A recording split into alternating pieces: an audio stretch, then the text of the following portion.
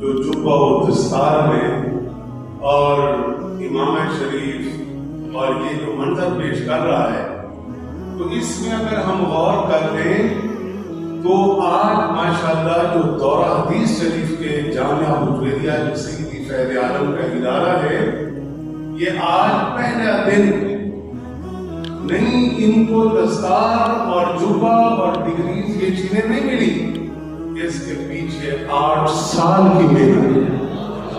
اگر آپ کو خوش ہوئی سب کہتے ہیں سبحان اللہ۔ اساتذہ کی محنت، طالب علم کی محنت، ماں باپ کی دعائیں، یہ ساری مل کر 8 سال کے بعد آج یہ بزم سجی، اور پھر یہ سامنے کچھ طلبہ ہمارے نظر آ رہے ہیں اسٹیج پر بالکل سامنے۔ آئیے آج کے دور میں سوچنا پڑے گا کہ دین کے لیے مساجد میں درس و بیان ہوتا ہے نا، چند منٹ بیٹھنا مشکل ہوتا ہے، لیکن یہ سب نوجوان وہ بیٹھے ہیں جنہوں نے افتاء کے مراحل منازل طے کرتے ہوئے 10 سال کا پیریڈ طے کیا ہے۔ آپ کو خوشی نہیں ہو رہی اس لیے کہ آپ سمجھتے ہیں یہ بڑا آسان سا کام ہے۔ اگر خوشی ہے تو کہہ دیں سبحان اللہ۔ نعرہ تکبیر، نعرہ رسالت، فیضان حضور سیدی داتا گنج بخش جامعہ حجویریہ، جامعہ حجویریہ، سب بولے نا جامعہ حجویریہ، سب ہاتھ اٹھاتے جامعہ حجویریہ۔ اللہ سلامت رکھے۔ ماشاءاللہ ہمارے مشاور حدیث نے بڑی خوبصورت گفتگو فرمائی ہے، اصلاح بھی فرمائی، حدیث بھی پڑھا دی ہے۔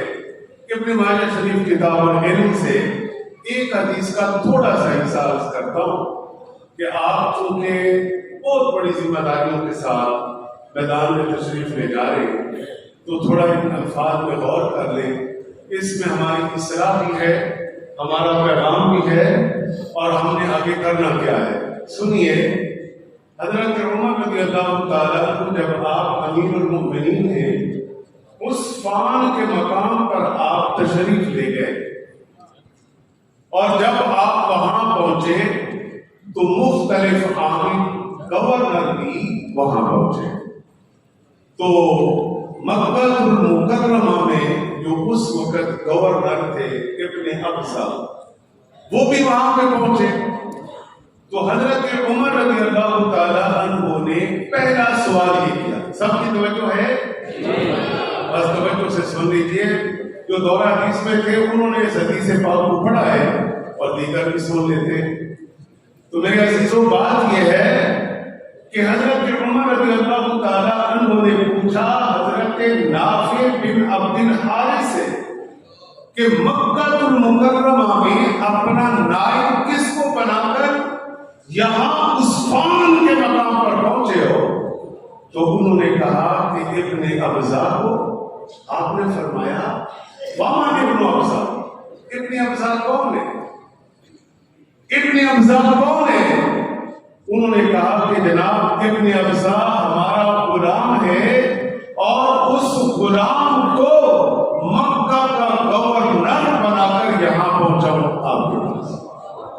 پھر آپ نے پھر سوال کر دیا، آپ نے فرمایا کہ مکہ المکرمہ آزاد لوگ اتنے ماشاءاللہ بڑی بڑی ہستیاں موجود ہیں، اور ان پر آپ نے ایک غلام کو عامل مقرر کر دیا، اس میں کیا حکمت ہے؟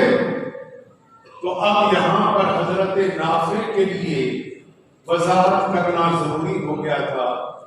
آپ نے یہ وضاحت کرتے ہوئے عرض گزار ہوئے کہ یا امیر المؤمنین، گزارش یہ ہے کہ جس کو میں نے عامل مقرر کیا ہے اس کے اندر 3 خوبیاں پائی جاتی ہیں۔ کتنی خوبیاں بولیے؟ سب بولے کتنی خوبیاں؟ 3 خوبیاں پائی جاتی ہیں۔ اس لیے میں نے سارا مکہ المکرمہ نظر دوڑائی، میں نے دیکھا کہ یہ 3 خوبیاں کس کے اندر کامل و اکمل پائی جاتی ہیں، میں اس کو مقرر کروں۔ تو وہ 3 خوبیاں مجھے جس کے اندر نظر آئی میں نے اس کو عامل مقرر کر دیا. جی وہ 3 خوبیاں کیا ہے جناب؟ پہلی خوبی یہ ہے قال انہ قارئ کتاب اللہ تعالی. حضرت تعالیٰ کا فاعل نافع ہے. انہوں نے کہا کہ جناب پہلی بات یہ ہے کہ وہ انہ قارئ کتاب اللہ تعالی، وہ اللہ کی کتاب کے قاری ہیں.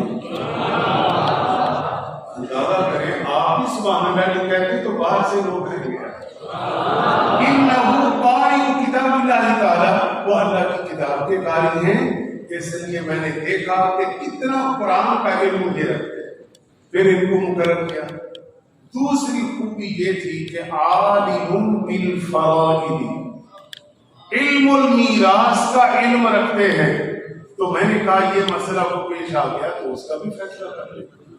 اور تیسری خوبی ان کے اندر یہ تھی کہ قادر، یہ قاضی بھی ہیں، فیصلے کرنا بھی جانتے ہیں. یہ 3 خوبیاں ان کے اندر موجود تھیں. اس لیے میں نے ایک غلام کو مکہ المکرمہ کا عامل بنا دیا. اب حضرت عمر نے جب یہ سنا تو انہوں نے آگے سے کیا کہا؟ حالانکہ غلام کی بات ہو رہی ہے، غلام کی بات ہو رہی ہے، غلام کی بات ہو رہی ہے، حالانکہ بڑے بڑے صحابہ کرام بھی وہاں موجود. لیکن بات یہ ہے کہ حضرت عمر نے جب یہ سنا کہ ان خوبیوں پر فیصلہ ہوا ہے کہ قرآن کا علم، علم المیراث کا علم، قاضی بھی ہیں، تو پھر حضرت عمر نے فرمایا کہ اس علم کی وجہ سے اللہ تعالیٰ ایک قوم کو بلند کر دیتا ہے، اور جس کے پاس علم نہیں ہوتا بظاہر وہ بلندیوں میں بھی ہو اللہ اسے پست کر دیتا. تو یہ حضرت عمر کا فیصلہ ہے آپ کے ہاتھ میں. آپ پڑھیے، میدان میں جائیے، کام کیجیے. پھر میرے نشاء رحمۃ اللہ علیہ کے حضرت بابو جی نے کیا لکھا میرے منیر میں؟ فرماتے ہیں حوصلہ بردباری، اے بندے ان چیزوں کو اپنا تو آگے بڑھتا چلا جائے گا. تو ماشاءاللہ اللہ تعالیٰ آپ سب کو علمی عملی ترقیاں عطا فرمائے. آپ سب کو مبارک ہو. آپ کے ماں باپ جتنے آج موجود ہیں خوش نصیب ہو آپ سب کہ آپ نے اپنے بچوں کو دین کے لیے، قرآن کے لیے، علم کے لیے وقف کیا. اللہ تعالیٰ آپ سب کو اجر عظیم عطا فرمائے. اللہ آپ کے بچوں کو کامیابیاں عطا فرمائے. آپ تشریف لاتے ہیں. ہمارے اس مسجد کے امام و خطیب اور جامعہ حمیدیہ کے شیخ الحدیث استاد علماء حضرت علامہ مولانا مفتی محمد رمضان سیاسی صاحب دعوت کرتا